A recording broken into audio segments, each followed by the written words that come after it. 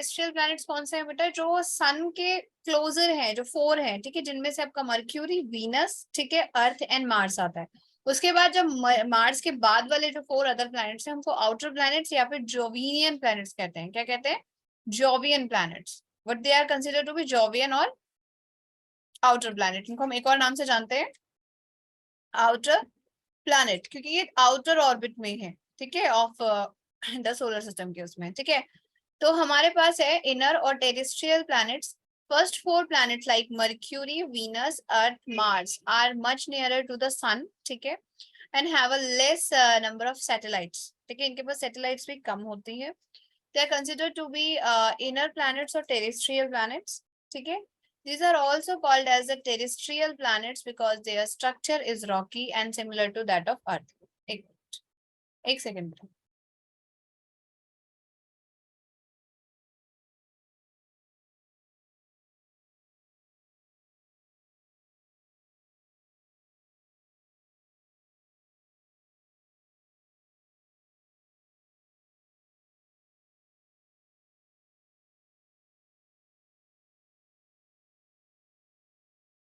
जोविनियन planets में the planets outside the orbit of the Mars, ठीक है, जिनमें आपका जुपिटर है, सैटर्न है, यूरेनस एंड नेपच्यून है, इन्हें कहते हैं हम आउटर प्लैनेट्स या फिर जोविनियन प्लैनेट्स।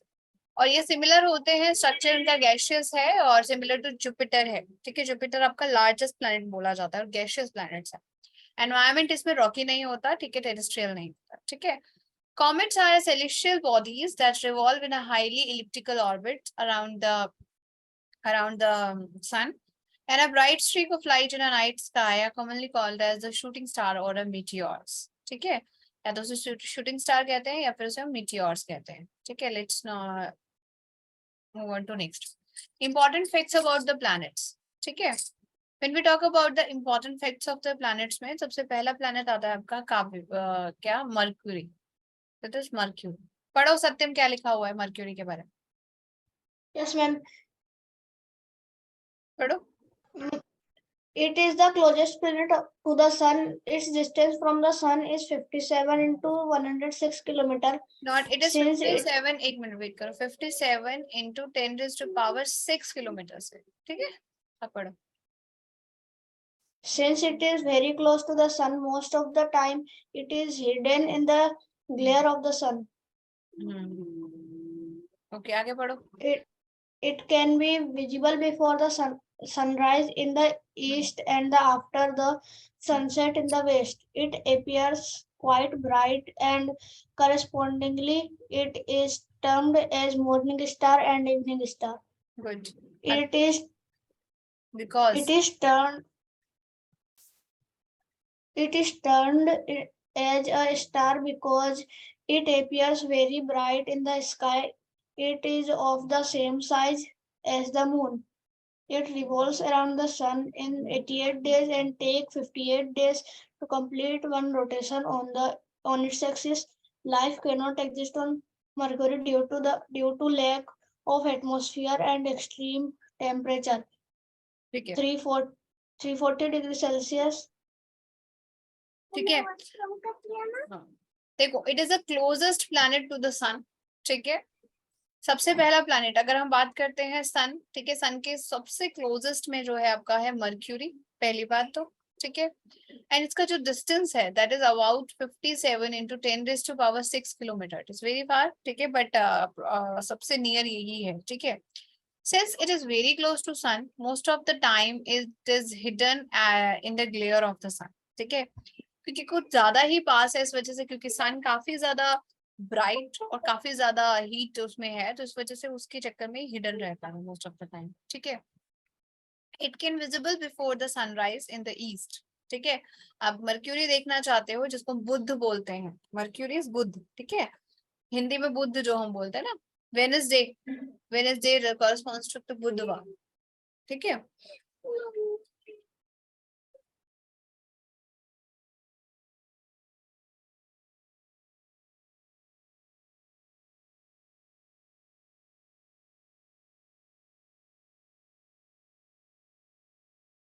आगे देखिए कि सनसेट में वेस्ट में दिखाई देता है, ठीक है, आफ्टर सनसेट और सनराइज के बाद, ठीक है।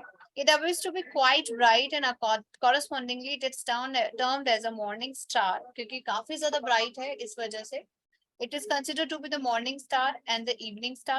Very very important question it is, ठीक है. MCQ जो है इस पे काफी ज्यादा बनते हैं, ठीक है. That is which planet is considered to be the morning star or the evening star. समझ आई मेरी बात सबको? किसी को कोई दिक्कत इस बात पे नहीं है? ठीक है. No, ma'am. हाँ जी खुशी बोलो. Ma'am, but ma'am, in science school there is a ma'am, there is this question, and ma'am, the answer of that question was Venus. नहीं बेटा सुनो, वो वीनस तो है, बट यहाँ पर ये जो है मॉर्निंग और इवनिंग स्टार इसे यहाँ पर सनसेट में वेस्ट और सनराइज में ईस्ट में दिखता है इस वजह से, ठीक है. वैसे मॉर्निंग स्टार और वो जो है वो क्या कहते हैं वीनस है. समझ आई? Venus is the answer. उसके पीछे का रीजन भी बताऊंगी मैं कि वीनस को क्यों हम लोग इवनिंग और मॉर्निंग स्टार बोलते हैं. ठीक है बेटा? Okay, ma'am. ठीक है. ये जो लाइन है ना, ये जो लाइन है, ठीक है, इसको आप थोड़ी देर के लिए भूल भी सकते हो, बट ये जो लाइन इसलिए दे रखी है, यहाँ पे दे रखा है ना, it is visible before the sun rise in the sun east. ठीक है, आप बिल्कुल सही कह रहे हो Khushi, that Venus is the morning और इवनिंग स्टार. और ऊपर से वीनस ही आपका सबसे ज्यादा ब्राइटेस्ट स्टार है. ठीक है, होने को क्लोजेस्ट क्या है? मरकरी, पर वीनस ही आपका ब्राइटेस्ट है. ये भी याद रखना आप. समझ आया आपको सबको? ठीक है, चलिए आगे समझते हैं. चलो इस लाइन को थोड़ी देर के लिए भूल जाइए, कंफ्यूज करने के लिए हो जाए. ठीक है, चलिए. It is the same size that of moon. ठीक है, it revolves around the sun in 88 days and take 58 days to complete the one rotation. ठीक है, देखो जो सन, एक चीज समझ लीजिएगा, 6th में भी आपने पढ़ा होगा, रोटेशन है ना सत्यम, एंड रेवोल्यूशन. दो चीजें पढ़ी हुई है सबने. ऋषभ? Yes, ma'am. रेवोल्यूशन होती है अराउंड द सन, मतलब कि एक रोटेशन है, रोटेशन अपनी ही एक्सिस पे मूव करना. रोटेशन का मतलब होता है अपनी ही एक्सिस पर मूव करना. ठीक है, और रेवोल्यूशन का मतलब होता है अराउंड द सन मूव करना. समझ आई? तो एक बात बहुत ध्यान से सुनिएगा कि रेवोल्यूशन से आपकी ईयर डिफाइन होती है. जब हम रेवोल्यूशन की बात करते हैं तो ईयर डिफाइन होता है. समझ आ गया सबको? ठीक है, when we talk about revolution, मतलब जब आपका प्लैनेट किसी प्लैनेट सन के अराउंड रिवॉल्व करता है तो वो एक ईयर को डिफाइन करता है, जितना टाइम वो रिवॉल्व करने में लेता है. ओके काव्या बेटा, मैंने पढ़ लिया था आपका मैसेज. कंग्रेचुलेशंस बेटा.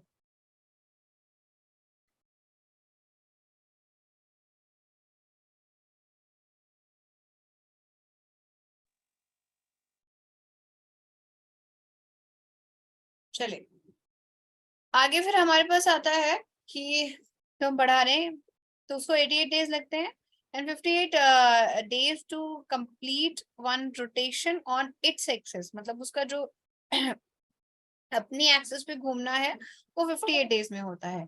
Life cannot exist on Mercury due to the lack of atmosphere and extreme temperature. Obviously सी बात है, सन के इतना क्लोज होने की वजह से उसका जो टेम्परेचर है वो काफी ज्यादा हाई होता है. That is about 340 degree Celsius. अब बात सोचिए कि हमारा 30 डिग्री टेम्परेचर पे हमारी बैंड बच जाती है. ठीक है, तो 340 डिग्री पे क्या लाइफ सरवाइव कर पाएगी?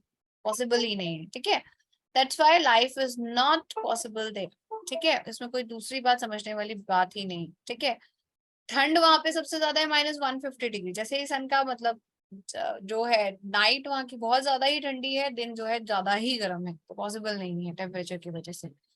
No protective blanket around it to save from harmful radiations. अब सन से बिल्कुल क्लोज है, तो जैसे हमारी अर्थ को ओजोन लेयर ने कह सकते हैं प्रोटेक्ट करती है, ओजोन लेयर, तो वहां पर ऐसा कुछ भी नहीं है. एटमॉस्फेयर ही नहीं है तो कहाँ से कोई प्रोटेक्टिव लेयर होगा? ठीक है, पूरा वीडियो देखने के लिए और लेटेस्ट एग्जाम अपडेट्स जानने के लिए डाउनलोड करें कैरियर डिफेंस स्कूल का एंड्रॉयड ऐप.